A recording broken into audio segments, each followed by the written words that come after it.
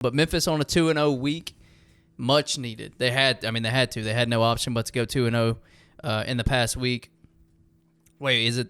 I guess it's technically not the past. I guess it's you know what I mean. Yes. You know what I mean. I know the game was on Sunday, but whatever. We'll call it 2-0 in the past week. Coming off the overtime loss against Tulane, coming out and really manhandling South Florida in a game that I think a lot of people were worried about. Memphis was only favored by 6.5 in that game. They win 99-81, 18-point victory over South Florida.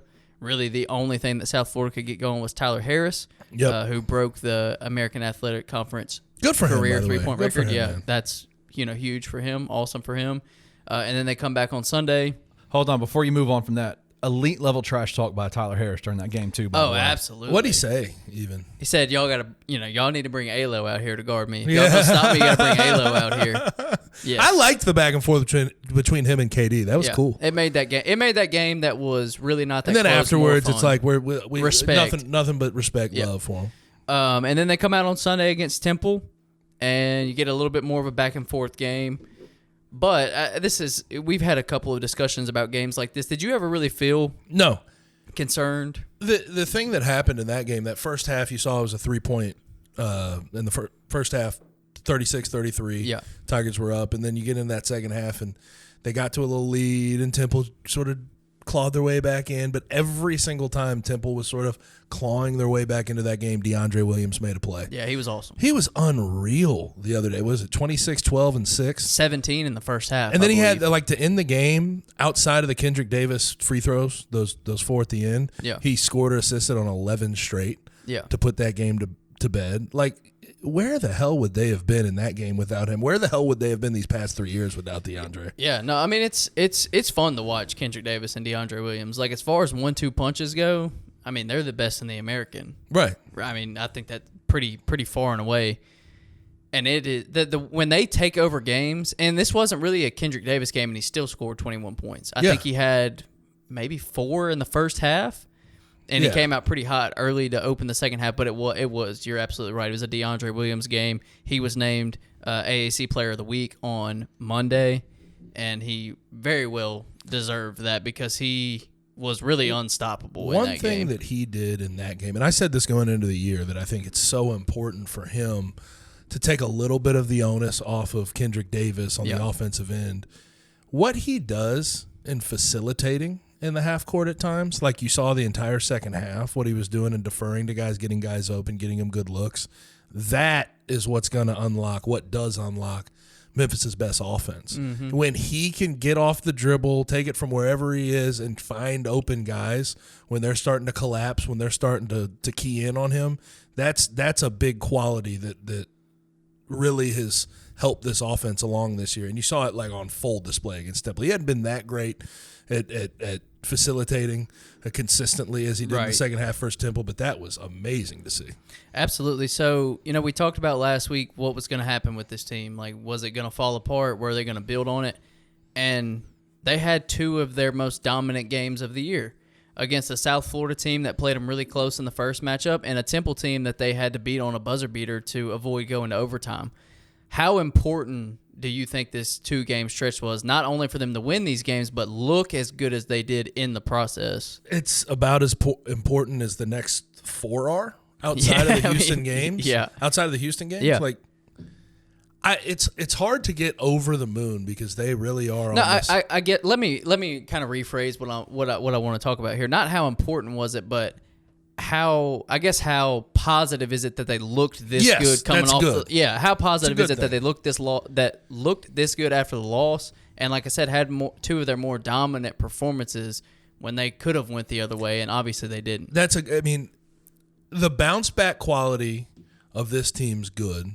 Obviously, they have to keep taking care of business, but I think we've seen at least the past 2 years in particular, definitely last year, when Penny Hardaway's teams have their back up against the wall and they feel the pressure of, oh, shoot, we might miss the tournament. Oh, shoot, our dreams of being in the tournament might be dashed. They tend to play their best ball. So that was the thing coming out of the Tulane game. Is this going to defeat them, having to deal with a loss in overtime, getting swept by them, or are they going to respond? And to your point and the positivity around it, they have responded in a big way. Absolutely. And another big point for this game that I think kind of falls, or actually, over the last 6 or 7 games, but it's kind of falls by the wayside, and I feel like you and I have been propping it up over the last few weeks. Elijah McCadden's energy and rebounding and tenacity and Keontae Kennedy's shooting ability is really floating that middle level for Memphis, because obviously KD and DeAndre are the stars, but they float everything else. They make Memphis's offense look extremely good, and we didn't expect this to be a good offensive team. Right. Like, coming off the VCU game and stuff, when they're scoring, that tournament where they're scoring 60, 70 points at most, we're like, okay, they're going to have to win defense all year.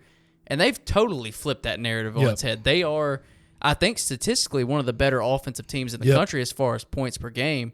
And the emergence of Elijah McCadden and Keontae Kennedy has really coincided with the offense being boosted. Yeah, and they found their roles. That's the thing. Absolutely. It's like within the system, they found it. Like, Keontae Kennedy is not like some knockdown three-point shooter before he came here, but he has become that within this, 6-7 game stretch. Yeah. And Elijah McCadden, like, I didn't know what to expect at the beginning of the year from him, because, like, you look at his splits from the past, and it's like, what? Like, how does he fit in? Not a great three-point shooter. He's okay at getting to the rim. He's got a little mid-range to him. He plays some good defense, but you sort of wondered, like, how was it going to come along on the offensive end?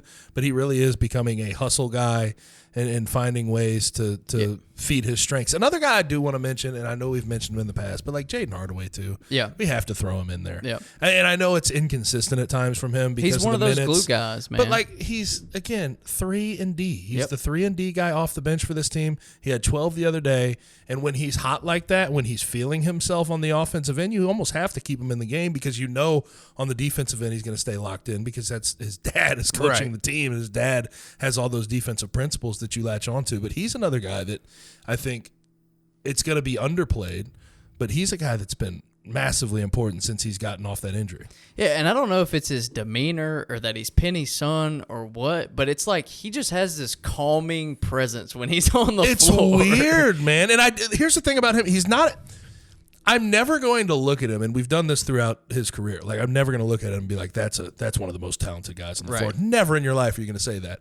But what he can provide, what role he has to play, he sort of molds himself into that and does it. Now, again, like, you're going to have the games where he doesn't get that many minutes. He goes 0 for 1 from the field and doesn't do anything else. Like, that happens as well. But there are games when he's locked in from the 3-point line.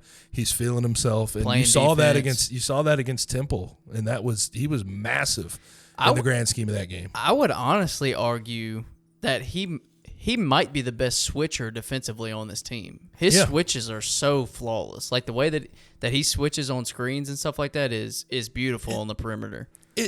And I guess the sort of to speak to that calming presence you're talking about, when Jaden Hardaway is on the floor, it's almost like he's not going to kill you. Right. He's not going to do anything that just absolutely kills your chances of winning a game. Yep. On defense, he's going to be consistent. On offense, if he's not making shots, he won't take them. Yeah, he just doesn't do anything to just derail your plan on both sides. So, like, I have a lot of respect for what he's done through his career, and he's gotten better every year.